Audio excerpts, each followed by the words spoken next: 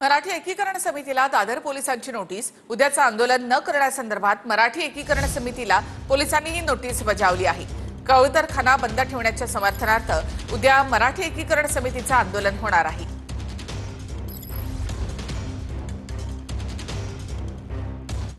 कबूतरखाना प्रकरणी मराठी एकीकरण समिती बुधवारी दादरला आंदोलन करणार होती।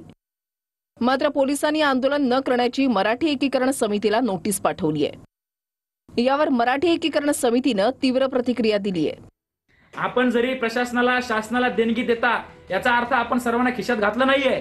आपले जरी एखादे मंत्री आपल्यासाठी फक्त काम करत असतील याचा अर्थ असा नाही की तुम्ही सर्वांना वेठीस धराल। तर कुठेही या गोष्टी भविष्यात होऊ नये म्हणून आम्ही 13 ऑगस्ट बुधवारी सकाळी 10 वाजता दादर कबूतरखाना या ठिकाणी येणार आहोत। पोलीस प्रशासनाला आम्ही मराठी एकीकरण समितीच्या माध्यमातून निवेदन देणार आहोत।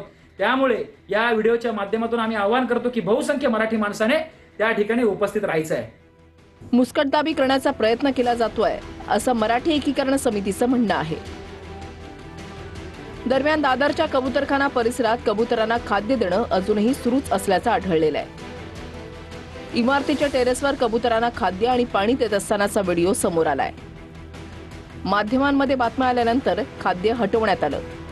दरम्यान अंजली दमानिया आणि बाळा नांदगावकरांनी या विषयावर प्रतिक्रिया दिली आहे। हिस्टोप्लाझ्मोसिस, क्रिप्टोकोकॉसिस सारखे अनेक बॅक्टेरियल फंगल इन्फेक्शन ज्यांनी न्यूमोनायटिस होतं, रेस्पिरेटरी डिसऑर्डर्स होतात, अशा अनेक गोष्टी या सगळ्यांनी होतात। हे जर त्यांच्याच समाजाच्या डॉक्टर्सनी त्या जैन मुनींना समजावलं तर बरं होईल, कारण उगाच वाद करण्यात काहीच पॉइंट नाहीये।